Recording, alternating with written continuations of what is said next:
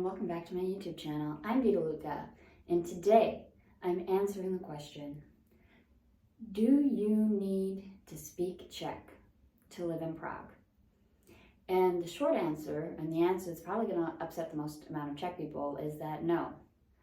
No, you don't need to speak Czech to live in Prague. Other areas of the Czech Republic, most likely.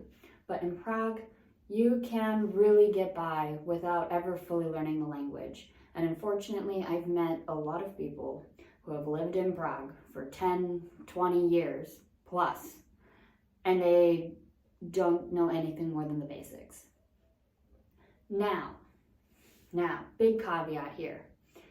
You would have a much better quality of life if you learned the language. You would rely on people a lot less to do translating and relying a lot less on Czechs to know English or know a language that you have in common, like German or Russian or Ukrainian even.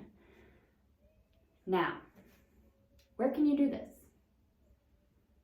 There are plenty of amazing places that will teach you Czech, but the best one that I would recommend is Charles University itself. Charles University has amazing courses for learning Czech. This is not sponsored, by the way. I am in no affiliation with Charles University. I took a 6-week course there. It was on the more expensive side. It was probably someone's salary or more. And yeah, it's a bit pricey, but it was a 6-week intensive course where you go from 9 a.m. to 1 p.m. every day, and you just learn Czech in that entire time. And yeah, it is extensive. It is a lot to do because you're doing that Monday to Friday every day for like 5 hours of learning Czech.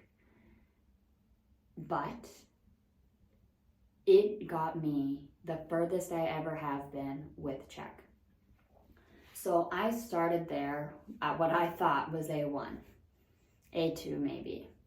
And there, like basically everything that we covered I already knew, except I managed to gain the confidence to speak more to Czech people. I gained the ability to write. I could not write in Czech before. Like if you asked me to write a sentence, I would write you a very, very basic sentence. This class had us writing stuff about our friends, stuff about ourselves, how to describe ourselves in writing, how to give directions to somebody written down, what we do in a day, our daily activities, all of this stuff. Which, yeah, if you asked me before, well, I couldn't give you directions, but if you asked me before, like how to describe myself or how to, what I did that day, I could tell you things. But I was never able to write them down. And honestly, my grammar is not that bad written. Surprisingly. Because apparently my spoken grammar is still really, really bad.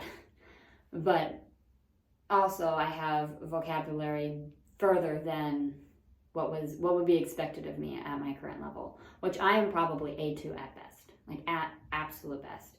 But it did give me more confidence to go to the post office on my own and not rely so much on my husband and be able to talk to Czech people and be able to understand people. That was one thing that I was always struggling with, is that I rarely understood Czech people, and mostly Czech men in that situation. But it got me to a point that, yeah, my listening was better, my hearing was better. Can I still pronounce hitze? No, I can't. They didn't bother to fix that pronunciation while I was there in 6 weeks, though I think fixing that pronunciation is probably more like a B level anyways. But yeah, still can't pronounce that word properly. Don't know if I ever will be. But it even got me to a point where I made a presentation about Canada. I made a presentation in Czech, in very basic Czech, mind you. But I presented it to my class and everybody understood it. And I had probably one of the best presentations that they had. I didn't get to see everybody's because I was only there for 6 weeks, so I got to see like 2 or 3 people's.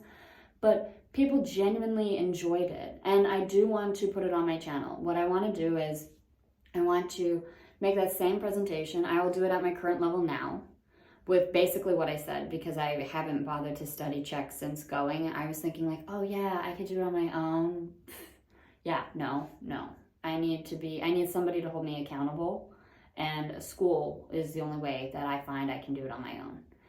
So, but I want to make that presentation at my current level, and every time I advance or I learn something new, I want to improve on it. And I want to increase the level that it's presented at as well. So like we'll do like A1, and then I'll make it at A2, we'll make it at B1, and we'll make it at B2, and if I ever end up getting to C, which I don't know, I might quit at B2 and just take it from there, but if I ever get to C level, we'd make it at C level. So that's the only way that I'll speak Czech on my channel too, just so you know, because the last time I did it, everybody was like, I don't think you're pronouncing this word correctly, I don't know what you're saying, and honestly, I don't know what I was saying either. I was just following Google Translate, which, like 2020 Google Translate's a different time than 2024 Google Translate anyway, so I don't know what I'm saying. But also, if you want another good resource where you want more of a private teacher type situation, I would recommend James Cook. James Cook is the person that my husband used in order to get his Czech up to a level that he could easily pass the Czech exam. So if you want that extra one-on-one training to better improve your Czech, I recommend James Cook. And that's the one that I plan on using 2024, because I want to get to B2 level by the end of 2024. I want to be able to take the Czech test and be able to pass with flying colors, and then I can apply to become Czech. So there's also my news. This is also going to keep me accountable too. Okay, that's another reason why I'm putting in a video, because if it's out there on the internet, you guys can follow up with me and ask me how my Czech is going, and this might become an actual nightmare, but I'm hoping y'all can keep me accountable. So let's see what we can make of 2024. I've got a huge road ahead of me for all the stuff that I want to get accomplished this year. This year is going to be my year. That's what I'm saying. It's going to be the year that I learn Czech. It's going to be the year that I can finally apply to become a citizen. It will be just because I passed the Czech test. That's really what it is. It won't be the year, well, it might be the year that I become Czech, who knows? Depends how fast it could happen, but I want to better apply myself and fully get to at least B2 level, because the Czech is only B1, but I want to be able to pass it with a little bit of flying colors, you know? So get to at least B2 level, take the test. That's my Czech plan this year.